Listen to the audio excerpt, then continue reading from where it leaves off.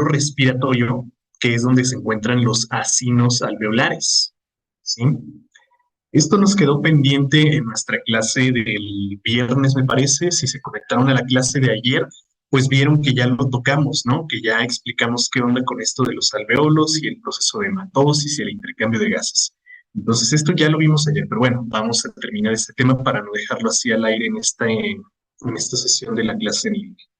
Entonces, los bronquios respiratorios los vamos a reconocer porque corresponden a la parte, pues, final del tracto respiratorio y en ellos se encuentran los acinos alveolares, racimos alveolares o sacos alveolares, ¿no? Entonces, cada uno de estos va a ser capaz de realizar el intercambio de gases gracias a la histología que los componen. En un momento vamos a ir platicando de eso, pero pues vamos a ver que precisamente en este acino alveolar se encuentran los alveolos. Fíjense que cada una de estas esferas individuales, cada uno de estos es un alveolo individual y cada uno de ellos es capaz, pues, de realizar el proceso de respiración que vamos a describir más adelante, ¿sí? Entonces, cada uno de estos corresponde a un alveolo. Y bueno, pues nada más para recordar, los alveolos corresponden ya a la porción respiratoria, ¿sí? Recuerden que todo lo que vimos hasta aquí, hasta bronquiolos, es la porción conductora, ¿sí? Ya en los alveolos estamos hablando de la porción respiratoria, ¿de acuerdo? ¿Por qué porción respiratoria? Bueno, pues porque precisamente aquí es donde va a ocurrir la respiración, desde el punto de vista más estricto, ¿sí? A ver, por acá me dicen, ¿por qué se ponen de lado las personas borrachas para que no se broncoaspiren? Sí, exactamente. Bueno, ayer me faltó, bueno, durante las clases que hemos tenido, me faltó platicarles que fíjense que uno de los dos bronquios es más vertical que el otro, ¿sí? Si se fijan como uno, miren, vamos a ponerle aquí, si se fijan como uno de estos bronquios es más vertical y otro es un poco más horizontal, ¿sí? Entonces, precisamente por eso, igual, por lo que hemos platicado ya, ¿no? Por la posición del corazón, por la posición del corazón, el bronquio derecho es más vertical, o sea que está pues más orientado hacia abajo, y el bronquio izquierdo pues es un poco más horizontal. Entonces, precisamente a una persona inconsciente se le debe poner precisamente de lado en un decúbito lateral para evitar que pues el líquido que sigue pasando por la vía digestiva llegue a pasar en la vía respiratoria, porque como no hay deglución, ¿verdad? Como no hay movimiento de la lengua, bueno, pues el cartílago epiglótico no va a funcionar. Entonces van a estar pasando fluidos o van a estar pasando, pues en su caso, alimentos, a la vía respiratoria, ¿no?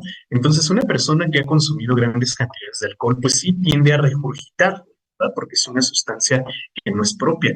Entonces, esa regurgitación, como les digo, no funciona el cartílago epiglótico. Entonces, no se cierra la vía aérea y luego llega a entrar a la vía respiratoria. Entonces, para evitar que por el bronquio derecho entre esa regurgitación y obstruya las vías respiratorias, pues sí, se recomienda poner en un decúbito lateral a una persona inconsciente por un consumo excesivo de alcohol. Entonces, es precisamente por eso, para evitar la broncoaspiración, ¿sí?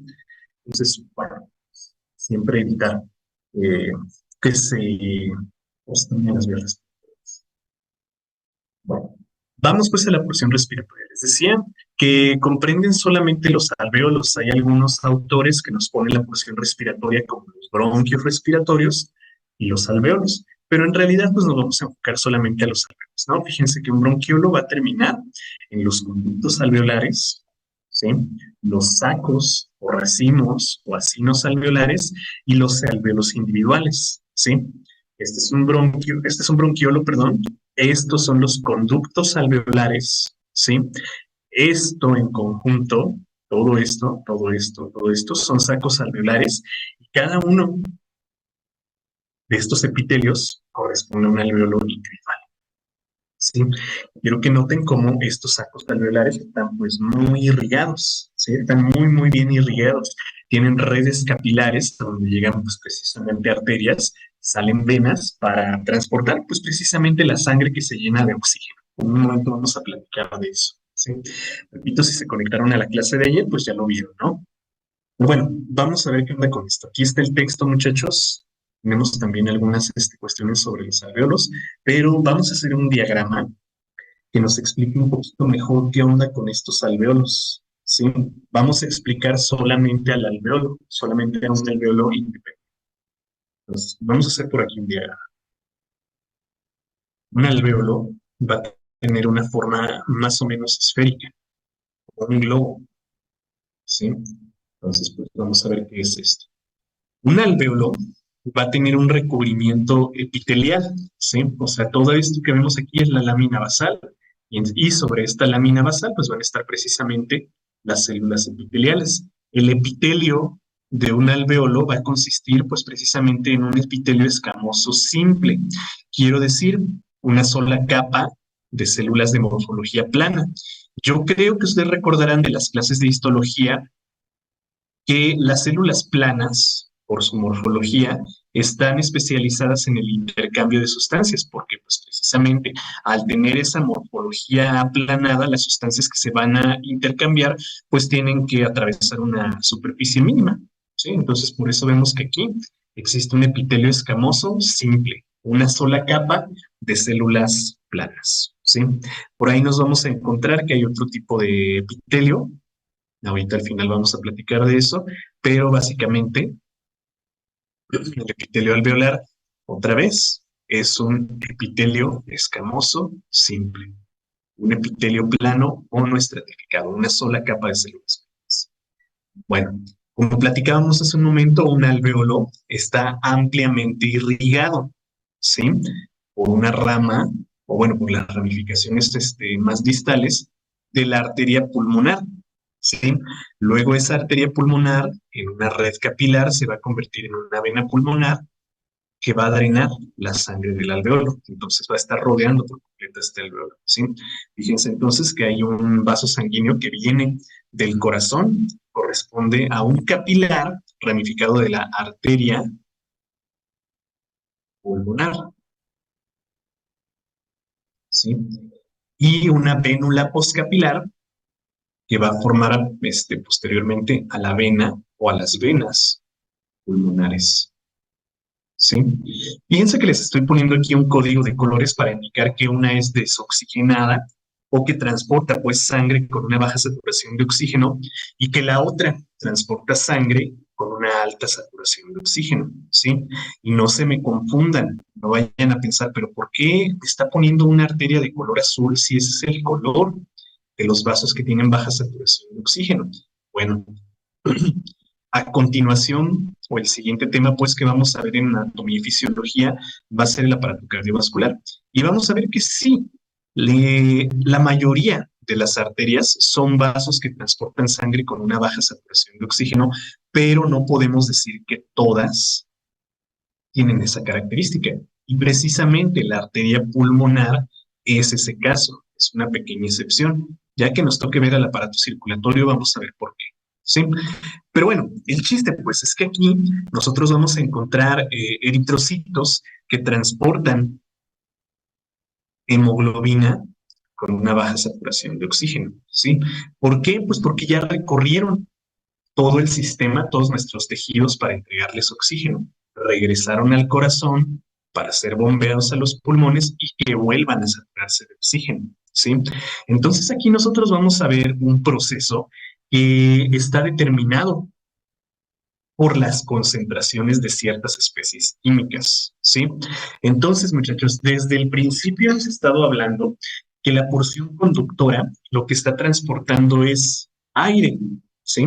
La porción conductora conduce aire hacia la porción respiratoria, ¿no? Entonces, ¿el aire qué es? El aire es una mezcla de nitrógeno gas, ¿sí? Es una mezcla de gases nobles, ¿sí? Como el neón, como el argón, como el xenón, etcétera, ¿no? Una mezcla de muchos gases nobles. Pueden entrar también cuerpos extraños, Como ya lo platicamos, hay muchos mecanismos de defensa para retener esos cuerpos extraños, pero sobre todo, lo que más nos interesa aquí es el oxígeno molecular, ¿sí? Entonces, el aire es una mezcla de muchos gases, de muchas estructuras, de partículas orgánicas, pero lo más importante aquí, lo más importante en el aire que está entrando, pues precisamente por la vía respiratoria, es el oxígeno molecular, ¿sí? Porque ese es el que va a transportarse a través de los linfocitos, ¿sí? Entonces vamos a ver que por toda la porción conductora, cavidades nasales, faringe, laringe, tráquea, bronquios y bronquiolos, llega ese aire aquí hacia el interior del alveolo, hacia el epitelio alveolar. Entonces, este aire, como ya lo platicamos, va a contener una cierta saturación de un gas, ¿sí? Que el que nos interesa aquí, pues ya saben, es el oxígeno. Entonces, el aire que entra aquí, ya saben, chicos, lleva una mezcla de varias sustancias, ¿no? Pero la que nos interesa es el oxígeno, ¿sí? La sustancia que nos interesa aquí es el oxígeno. Bueno, este oxígeno, muchachos, va a acumularse en el alveolo y va a aumentar su concentración, ¿sí? Recuerden que toda especie química que se encuentre entre corchetes, ¿sí? Nos está representando su concentración. Entonces, a medida que el aire ingresa al alveolo, vamos a ver que aumenta la concentración de oxígeno, ¿sí? La concentración de oxígeno. Entonces, fíjense cómo tenemos aquí una alta saturación de oxígeno.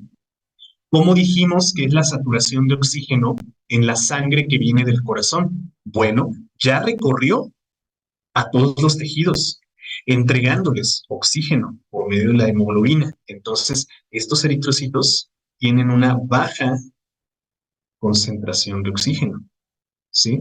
Aquí tenemos una baja concentración de oxígeno, ¿de acuerdo? Entonces, ¿qué tienen estos eritrocitos en su interior? Estos eritrocitos están transportando un tipo de hemoglobina que se llama carboxihemoglobina, ¿sí? O sea, que es rica en CO2, ¿sí? Hay que recordar, muchachos, que el dióxido de carbono viene de nuestra respiración aeróbica, ¿sí? Recuerden que este CO2 se produce en las descarboxilaciones oxidativas que ocurren en los procesos de respiración aeróbica en nuestras células, ¿sí? Entonces, este CO2 no es otra cosa más que grupos carboxilo. De ahí el nombre de la carboxihemoglobina, ¿sí? Entonces, ¿qué transportan estos eritrocitos? Si no es oxígeno, ¿qué transportan? Están transportando dióxido de carbono, ¿sí? Entonces, en el vaso sanguíneo, la concentración de dióxido de carbono es alta, ¿sí? Fíjense que estamos hablando aquí de dos especies químicas, oxígeno y CO2. Ya dijimos que en el aire, pues hay muchos gases, ¿no? Pero el que nos interesa aquí es el oxígeno. Bueno, al acumularse el oxígeno en el alveolo, va a aumentar su concentración, eso ya está claro.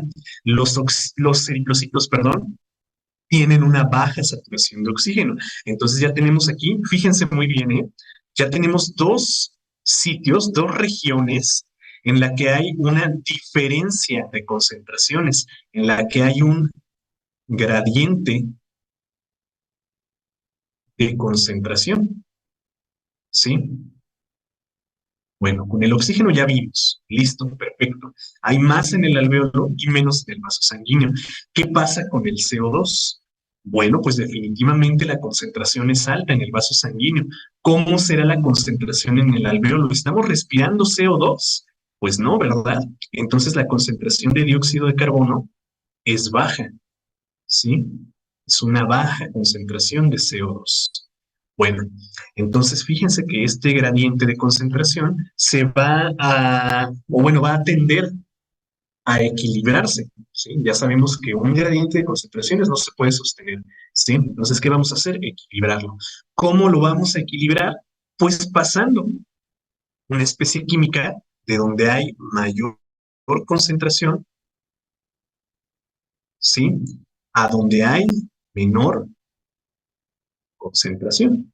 ¿Sí? Ya saben, esto va a ser un mecanismo de difusión, ¿sí? De mayor a menor, ¿de acuerdo? Bueno, entonces, pues vamos a ver que el transporte aquí va a ser de acuerdo a esta regla, de donde hay más a donde hay menos. Entonces, ¿dónde hay más de qué? En el alveolo hay mayor concentración de oxígeno, mientras que en el vaso sanguíneo hay menor concentración. ¿Qué va a pasar con el oxígeno entonces, chicos? El oxígeno va a entrar al vaso sanguíneo y va a ser captado por la hemoglobina de los eritrocitos, ¿sí? Como tenemos una alta concentración de oxígeno en el alveolo y una baja en el vaso sanguíneo, pues este oxígeno va a ingresar a los eritrocitos para ser captada por la hemoglobina. Ahora, ¿qué pasa con el CO2? Bueno, la concentración es mayor en el vaso sanguíneo. ¿A dónde se va a ir? A donde hay menos, ¿sí? De mayor a menor. Entonces, este CO2 va a salir a la luz del alveolo, ¿de acuerdo? Entonces, fíjense cómo aquí estamos intercambiando dos gases. Uno que es el oxígeno para entrar a los eritrocitos y oxigenarlos, y otro que es el CO2 para salir por la porción conductora que pues precisamente lo va a conducir hacia el exterior, ¿sí? Entonces esto va a implicar que el oxígeno va a llegar al vaso sanguíneo y el CO2 va a salir del vaso sanguíneo para finalmente ser eliminado de nuestro organismo, ¿sí? Entonces, este proceso de intercambio de gases, muchachos, es a lo que nosotros le llamamos hematosis, ¿sí? Y esta hematosis va a saturar de oxígeno a la hemoglobina de los eritrocitos y va a convertir esta carboxihemoglobina en oxihemoglobina, ¿sí? Y esta oxihemoglobina, pues es la que va a ser transportada por los eritrocitos, ¿sí? Hacia el resto de nuestros tejidos por medio de la circulación sistémica. Ya en su momento vamos a platicar de qué es eso de la circulación sistémica. Entonces, pues el chiste es que la sangre que sale por este tipo de vasos, ¿sí? Va a contener una alta saturación de oxígeno, ¿sí? Aquí lo que contiene esta oxihemoglobina, bueno, pues su nombre es oxígeno, ¿sí? Aquí tenemos oxígeno molecular. Y este oxígeno va a ser entregado al resto de tejidos, ¿sale? Mientras que el CO2 que se intercambió en este alveolo, pues va a ser eliminado por el movimiento de expresión. ¿De acuerdo, chicos? Entonces, repito, este proceso es el denominado hematosis, ¿sí? Esto es lo que se llama hematosis. A ver, tenemos por aquí algunas preguntas. No importa el lado, hablando de lo de hace rato, ¿no? De la broncoaspiración. Pues sí, de preferencia sobre el lado izquierdo, ¿sí? De preferencia sobre el lado izquierdo, porque hay que recordar que el bronquio derecho está un poco más vertical. Entonces es mucho más probable que se aspire por el bronquio derecho. Así que mejor que sea sobre el lado izquierdo, ¿sí? A ver, no me gusta que en los seminarios veamos temas nuevos. Pues es que así tiene que ser. Tenemos que ver todos los temas, nuevos y viejos. Pero recuerda que si te pierdes alguno, pues lo vamos a ver. O sea, lo que vemos los domingos, lo vemos entre semana. Así que no te pierdas de nada. Yo te recomiendo que, sí. A ver, me preguntan por acá, ¿las venas presentan pulso? No, las venas no tienen pulso. Ya lo vamos a explicar cuando nos toque ver el aparato cardiovascular, pero no, no hay pulso. Ya en su momento veremos. Hacen como un intercambio, precisamente, ¿no? Se está intercambiando dióxido de carbono por oxígeno. ¿Este transporte es pasivo o activo? Ninguno de los dos en realidad, ¿eh? Porque estamos hablando de una difusión a través de células, no a través de una membrana, ¿sí? Así que no es ninguno de los dos en realidad. Aunque si lo quisiéramos ver de esa manera, pues podríamos decir que es pasivo, porque no requiere de un estímulo más allá del gradiente de concentración para que ocurra, ¿sí? Pero no es ninguno en realidad. A ver, me dicen por acá, y el color tiene que ver con cómo cambia ligeramente el tono rojizo de los depósitos en presencia o ausencia de oxígeno, o solo se usan esos colores. Tiene que ver, sí tiene que ver, sí. A ver, vamos a platicar de algo. Tal vez ustedes conocen el espectro electromagnético, ¿no? Una escala en la que nosotros podemos clasificar a la luz, a las ondas pues electromagnéticas. Nosotros, seres humanos, tenemos un rango en realidad muy limitado, ¿sí? Un rango de detección muy limitado, que está entre los 400 y los 700 nanómetros, ¿sí? De longitud de onda. Esta es la letra lambda, ¿sí? Que nos habla de longitud de onda, ¿no? Recordarán de sus clases de física que mientras más amplia sea una onda, va a tener un espectro de absorción menor y mientras más corta sea esa onda, mayor será su espectro de absorción, ¿verdad? Bueno, resulta que lo que nosotros vemos, color rojo, sí, vamos a poner por aquí, como de color rojo, por aquí, está por ahí de esos 450 a 500 nanómetros, ¿no? Y lo que vemos de color azul o color ya violeta, ¿sí? Está pues por ahí de los 600 y precisamente los 700 nanómetros, ¿no? Por eso nosotros tenemos un espectro que va, ya saben, ¿no? Del infrarrojo al ultravioleta, ya saben, ¿no? Infrarrojo y ultravioleta ya no los podemos ver, pero lo que está entre esos dos sí que lo podemos ver.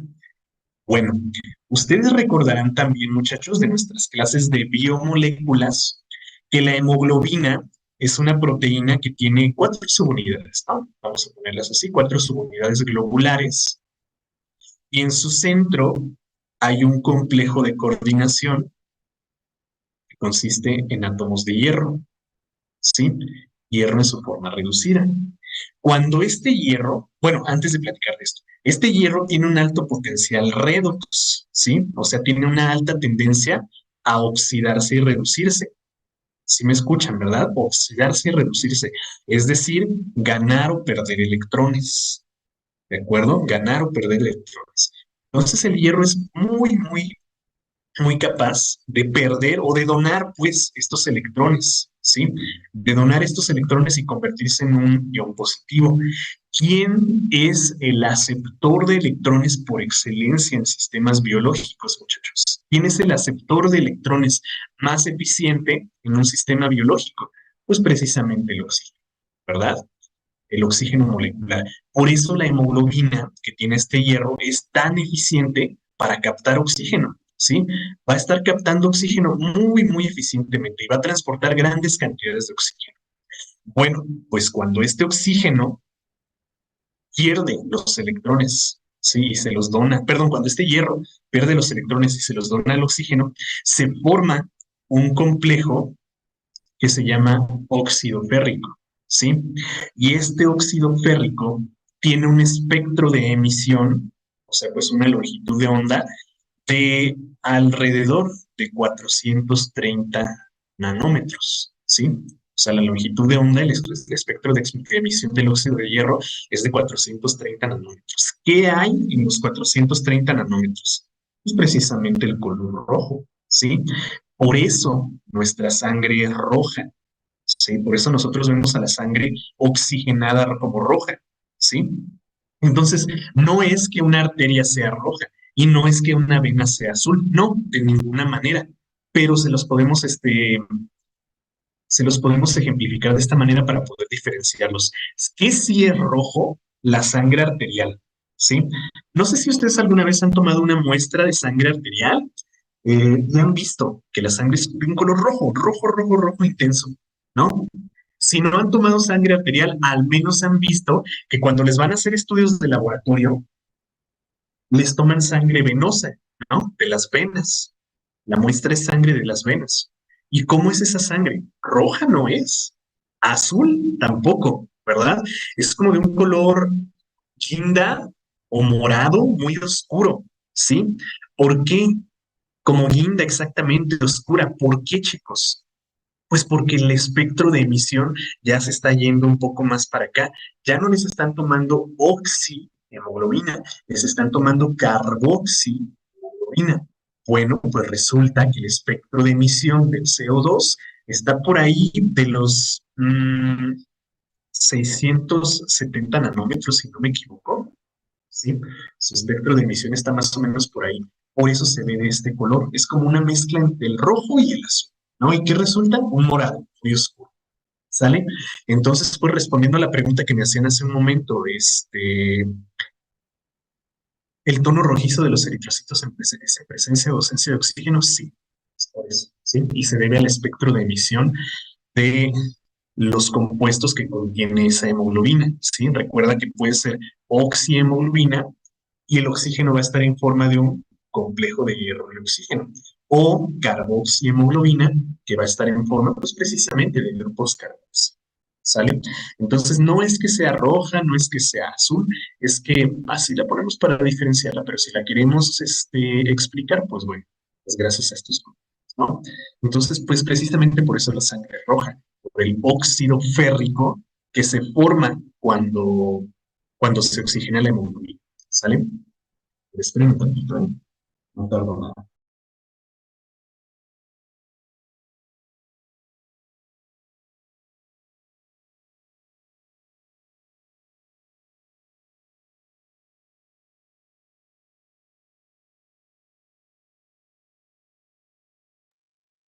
Listo. A ver, me hacen una pregunta bien interesante por acá. Vamos a dar dos vueltas al temario, yo creo que hasta tres o cuatro.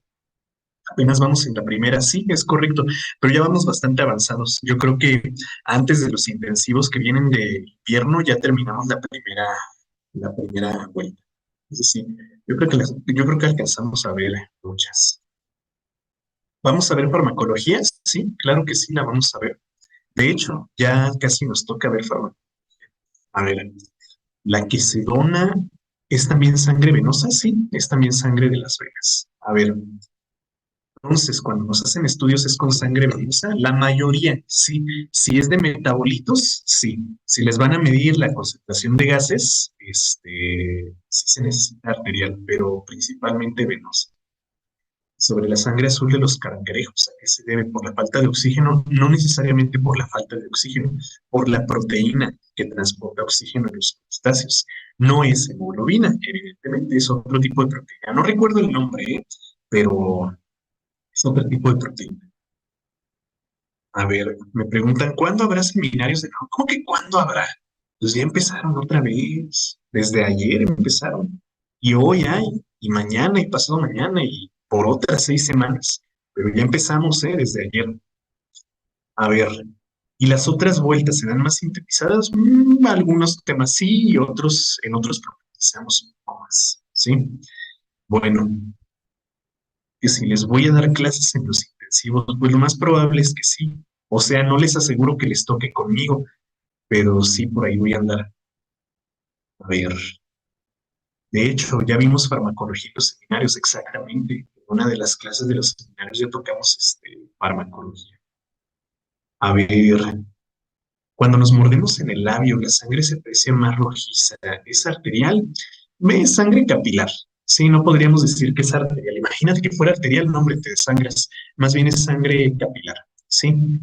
A ver, ¿es cierto que la sangre se contamina con el oxígeno? No, claro que no. De hecho, la sangre debe llevar oxígeno, no se contamina de ninguna forma. Y la mioglobina, escucha el término, mío. ¿A qué hace referencia el prefijo mío? A músculo. Entonces, la mioglobina es básicamente lo mismo que la hemoglobina, 4 subunidades proteicas, ¿sí? Pero propia de los músculos, ¿sí? Propia de los músculos, exactamente. Ah, la hemocianina, exactamente. Muchas gracias. Es esa, la proteína que transporta el oxígeno en los crustáceos, es la hemocianina. Exactamente. Muchas gracias. ¿No les avisaron de los seminarios? Bueno, miren, si no les avisaron, les aviso yo. Los seminarios siempre son así. Un ciclo de 6 semanas de clase, o sea, 6 domingos de clase y 6 semanas. Luego, 2 semanas de descanso. O sea, se nos termina un ciclo de seminarios, cuenten 2 semanas y después de esas 2 semanas empiezan otra vez. ¿Sí? Entonces, si no les avisan, al menos ya saben que son nada más 2 semanas de descanso. ¿Sí? Bueno, a ver, ¿qué más, chicos? Bueno, pues creo que ya todas las demás más van orientadas a lo de los. Ya saben, chicos, tienen que entrar todos los días, toque lo que toque. ¿Por qué tanta esclavitud? Pues porque escogieron medicina. Pudieron haber escogido, no sé, economía o letras, o pudieron haber escogido, no sé, cualquier otra cosa, pero quieren medicina. Quieren la carrera más peleada de todas y quieren la carrera más difícil de todas. Por eso tanta esclavitud, ¿sí? O vender bonais. Ándale también, vender bonais.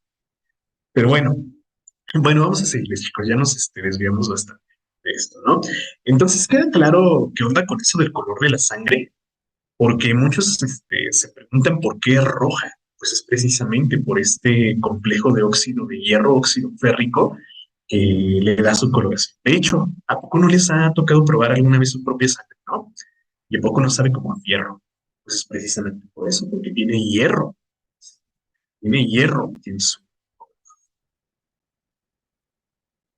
Pues ahí está, muchachos, ahí lo tenemos. Ahora, vamos a platicar un poquitito de la histología del alvéolo, porque es importante también conocerla. Un alvéolo va a estar formado por dos tipos de células epiteliales, un epitelio secretor y un epitelio de revestimiento. Vamos con el segundo, ¿sí? El epitelio de revestimiento consiste, pues como ya lo platicamos, ¿no? En células escamosas, una sola capa de células escamosas.